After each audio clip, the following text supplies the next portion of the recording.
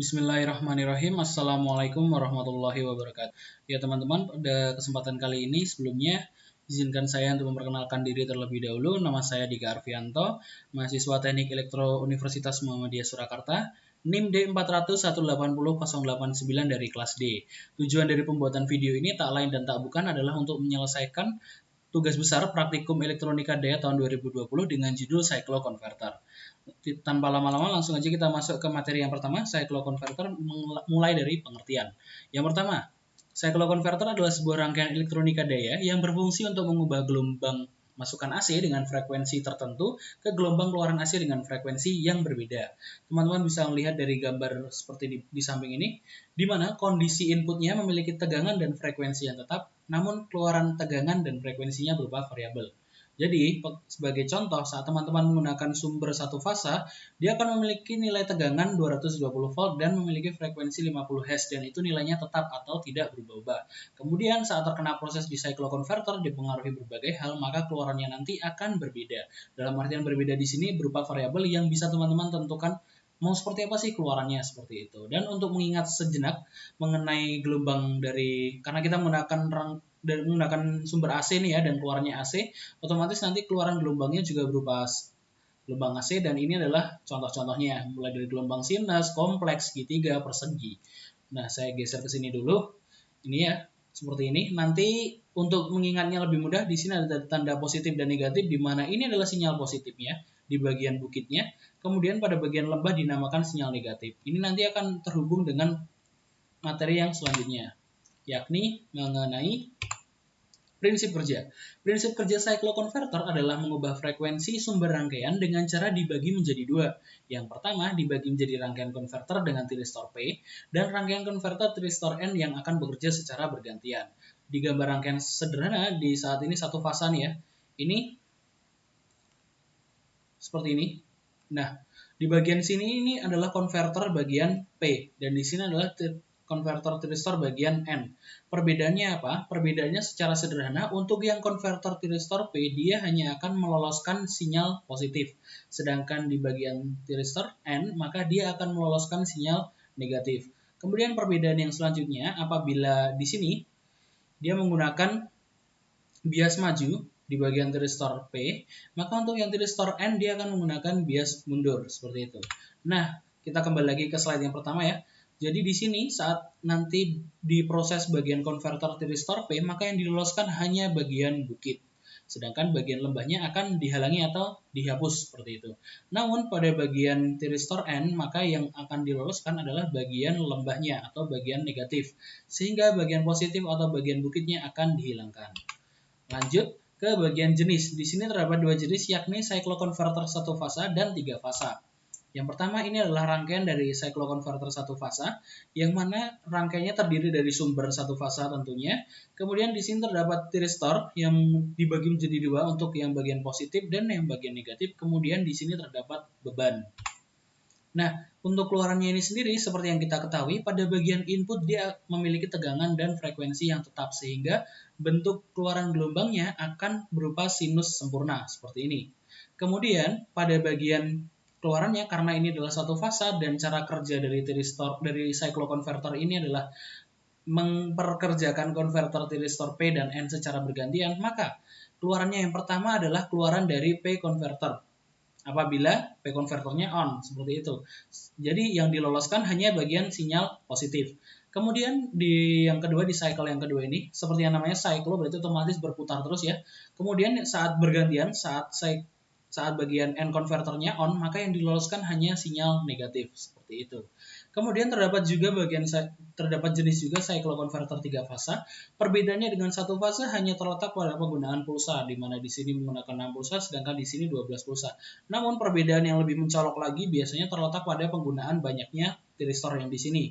Seperti yang teman-teman ketahui, saat cycloconverter satu fasa, dia hanya menggunakan satu rangkaian konverter tipe P dan konverter tipe N, tiristor N ya maksudnya ya. Masing-masing satu, sedangkan di sini dia memiliki 3 sebagai gambar ini ya. Untuk yang terkena bias maju berarti dia adalah bagian tiristor P, sedangkan yang terkena bias mundur dia adalah kebalik ya, mohon maaf. Jadi sumbernya dari sini, ini yang tiristor P, dan di sini adalah tiristor N. Karena Di sini dia terkena bias maju, di sini dia terkena bias mundur, seperti itu. Kemudian untuk keluaran gelombangnya, karena seperti yang kita ketahui keluaran gelombangnya adalah 3 fasa. Jadi untuk gelombangnya adalah sinus dengan berkali-kali, ibaratnya rentangnya itu sangat pendek seperti itu. Jadi seolah-olah ini gelombangnya tidak putus, padahal ini gelombangnya berbeda-beda seperti itu. Nah, karena cycloconverter 3 fasa ini akhirnya keluarannya seperti ini. Lebih ibaratnya apa ya, lebih rapat lagi seperti itu. Kemudian pada aplikasi cycloconverter ini sendiri terdapat beberapa contoh mulai dari motor sinkron, drive pabrik, propulsi kapal, pabrik penggilingan. Dan ini adalah contoh rangkaian cycloconverter yang digunakan pada motor sinkron ya. Di sini adalah motornya dan di sini penerapan dari cycloconverter ini sendiri. Fungsinya apa? Seperti yang kita ketahui, cycloconverter ini bisa menurunkan nilai tegangan dan juga menurunkan nilai frekuensi. Jadi bisa kita ambil kesimpulan satu saja bahwa di sini dia bisa melakukan penghematan frekuensi atau penghematan daya yang digunakan seperti itu. Kemudian selanjutnya yang terakhir adalah bagian simulasi nih ya. Jadi di sini saya akan mensimulasikan ini adalah hasil simulasi dari rangkaian cycloconverter satu fasa. Sebagai contoh di sini adalah sumbernya. Saya menggunakan sumber 220 volt dengan nilai tegangan 220 volt dengan frekuensi 50 Hz. Kemudian ini nanti akan bertemu dengan thyristor yang fungsinya di sini untuk sebagai ini tipenya adalah thyristor tipe P ya, karena dia mendapatkan bias maju.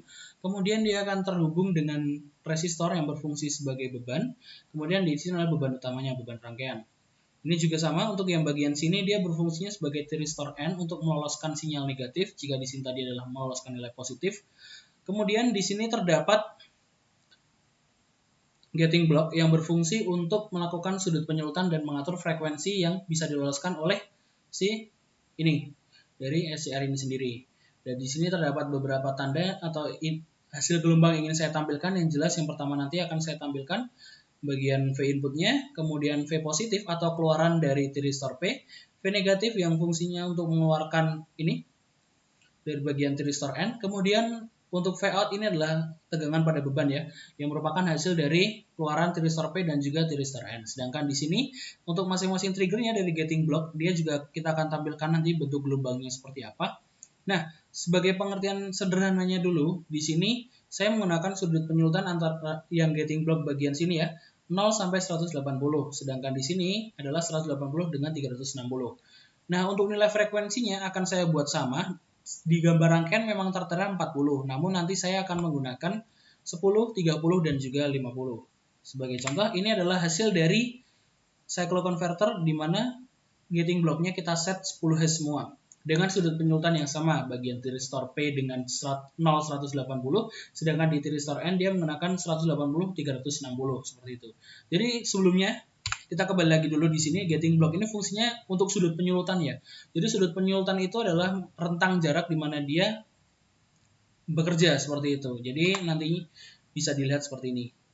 Untuk keluarannya, bagian yang pertama yang akan kita lihat yang pertama adalah bagian V-nya. V-nya akan berbentuk sinus sempurna. Benar, karena dia memiliki nilai tegangan 220 volt dengan frekuensi 50 Hz.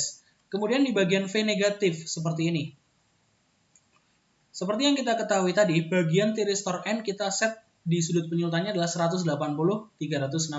Jadi otomatis yang akan bekerja lebih dulu adalah ya thyristor P. Jadi otomatis di sini keluaran gelombang yang pertama adalah thyristor P. Yang mana seperti yang saya katakan di beberapa slide sebelumnya, dia hanya meloloskan bagian sinyal positif, sedangkan sinyal negatifnya dia hilangkan. Nah, seperti ini. Jadi sinyal positifnya diloloskan oleh thyristor P, kemudian dilanjutkan dengan thyristor N, kemudian bergantian seperti itu, sesuai dengan sudut penyulutan yang kita atur. Nah, selanjutnya untuk bagian V triggernya sama. Jika V trigger ini adalah besaran gating blocknya, besaran gating block atau tindakan gating block yang masuk ke SCR tadi, maka dia akan sama. V trigger positif dan V positif ini dia akan sama waktu bekerjanya, rentang bekerjanya sama. Begitu juga dengan V negatif dan seperti ini. Untuk keluarannya jelas terbalik karena seperti yang kita ketahui, untuk V trigger positif dia hanya meloloskan sinyal positif. Seperti yang kita lihat di bagian sini adalah nilai 0 ya. Harusnya nilai 0 kan emang di tengah-tengah. Namun karena yang kita loloskan hanya sinyal positif, dia tidak akan mungkin menyentuh di bawah 0. Berbeda dengan ini, V trigger negatif seperti ini. Kemudian untuk keluarannya ini adalah gabungan daripada V positif dan V negatif seperti ini. Ini adalah contoh yang 10 Hz. Kemudian di bagian 30 Hz kita akan melihat seperti ini perbedaannya. di mana gelombang V-nya masih sama. Nah, perbedaannya ada di V negatifnya, di mana gelombangnya mulai tidak rata ya, sinus yang mulai tidak sempurna karena terkena noise seperti itu. Dengan V trigger negatif yang lebih pendek jaraknya, karena frekuensinya makin tinggi, biasanya ini makin kecil ya dari V triggernya. Begitu juga bagian sini. Untuk keluarannya, dia memiliki bentuk gelombang sinus yang hampir tidak sempurna seperti ini. Kemudian selanjutnya di bagian 50 Hz, seperti yang kita ketahui, frekuensi input dan frekuensi keluaran tidak berubah. Otomatis bentuk gelombangnya pun yang dipicu tidak akan berubah seperti itu. Jadi gelombang, tapi namun nilai tegangannya berbeda ya, seperti yang kita ketahui. Di sini teman-teman di bagian V-in dia mendapatkan 220 volt, sedangkan untuk di sini dia mendapatkan sekitar di antara 5 sampai 10. Oke, 10 volt ya berarti. Dan ini adalah keluaran dari V negatif atau bagian keluaran dari SCR atau thyristor N tadi. Sedangkan di sini adalah keluaran dari thyristor P. Oke, mungkin seperti itu aja dari video ini mengenai tugas besar praktikum elektronika daya. Mungkin akan saya berikan contoh satu kali lagi mengenai simulasi secara realnya. Jadi ini adalah rangkaian yang saya gunakan. Di sini saya sudah mengset rangkaiannya sama persis ya. Seperti ini. Dan akan langsung saya uji di bagian keluarannya setelah saya lakukan sudut penyulutan. Nah, ini adalah keluaran apabila dia berada di 30 Hz. Keluarannya seperti ini.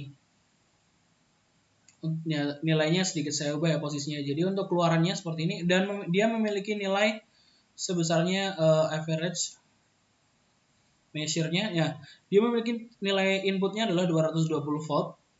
Kemudian pada keluarannya dia memiliki 7,44 volt. Jadi bisa kita simpulkan bahwa cyclo converter ini menurunkan nilai tegangan sekaligus menurunkan nilai frekuensinya seperti itu.